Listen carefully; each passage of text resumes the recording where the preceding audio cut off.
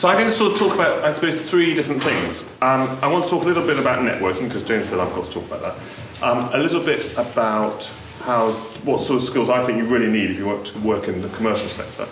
And then a little bit about social media, which I thought is what I was meant to be talking about. So I prepared a bit about social media, but we'll talk about the other two first. So a bit of background who I am. I read Oriental Languages at university.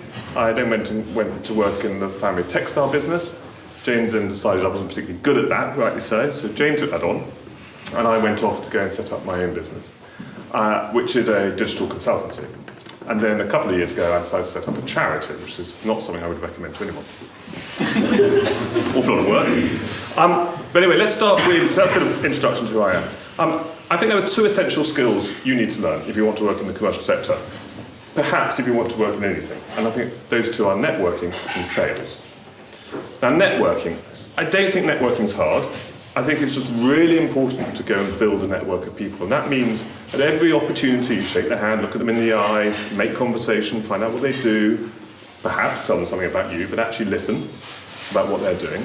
And just hear those conversations. And when it's appropriate, say, well, I'm interested in X, and who else do you think I should meet? You will be amazed how many times people say, oh, I think you should go and speak to this person or that person, or drop me an email. Let me help you out. It might be just a human willingness to help. It may be that people want to impart knowledge or they want to help young people, but just build your network. It's the most important thing, and you could do that partly online, but actually it's a social skill. You've got to learn to be able to go up to people, talk to them, feel comfortable, impart a bit of knowledge about yourself, but really listen to what they're saying.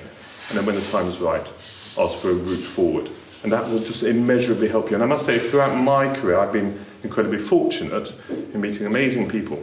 But actually, all my education I've had to be, of course, hugely valuable. But I do always think that the network's actually more valuable in many ways. Okay, so that's a bit about networking. I would just encourage you to do that as much as you can. Sales. So Jane and I both come from a commercial background. And I remember our father saying to us a long time back, you've got to learn to sell. And it's a difficult thing to do. I was just speaking to Michael sitting next door to me. I was saying that our mother sent me out to go and do door-to-door selling when I was 16 or 17 as a holiday job. And Michael's going to hear this story twice now. But actually going to knock on someone's door, having a conversation with them, pitch it, whatever it is you've got to pitch them in about 20 seconds before they slam the door in your face, and persuade them that what you've got is worth them listening to, is a skill which was immensely useful to me. But when you're going through life, just generally anything, you are going to have to sell something. And any sales experience you get, be that on the telephone or in retail, or in a garden centre, whatever that's going to be, learn to sell, because you're going to use that. You're going to have to persuade someone at some time that what you want them to do for you, or you want to achieve, you're going to have to work with someone else, and you have to persuade them. And that ability to persuade doesn't have to be necessarily selling a product, but it is selling yourself. And actually, probably what you're learning in these amazing degrees is probably going to equip you better, much better, than someone who goes off to learn a science or whatever else it might be. So really learn to sell. I think that's another, and if you've got an opportunity to get a holiday job or get some work experience which involves selling either on the phone or as I say, whatever that's going to be, take it, because it will stand you in very good stead.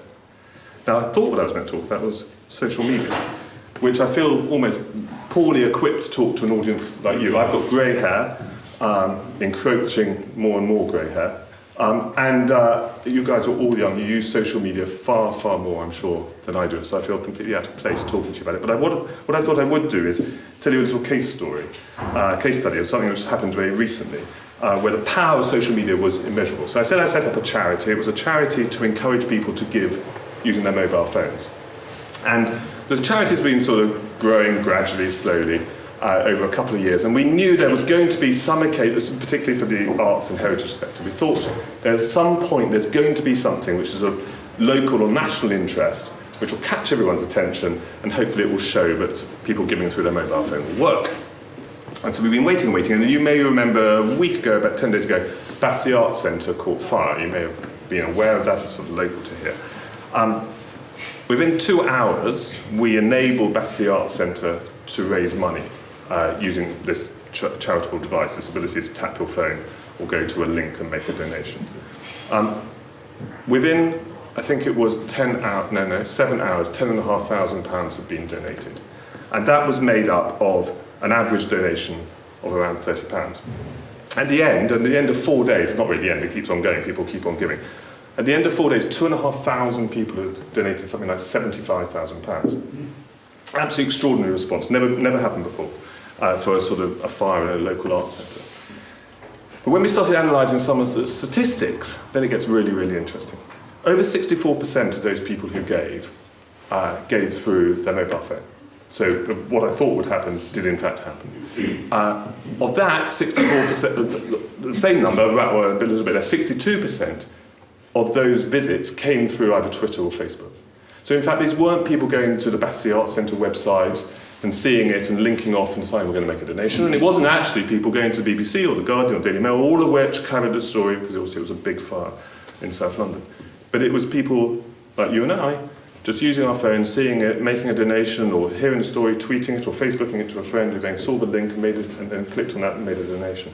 So the power of social media to drive £75,000, or about 50,000 of the 75,000, was something I had no idea that would happen, and will now change how we go about promoting and marketing through social media. So you wanted me to talk about social media. I thought a case study might be helpful. You guys are amazing because you use it so much. We have so much to learn. That's what I'm going to say. So networking, sales, and a little bit about social media.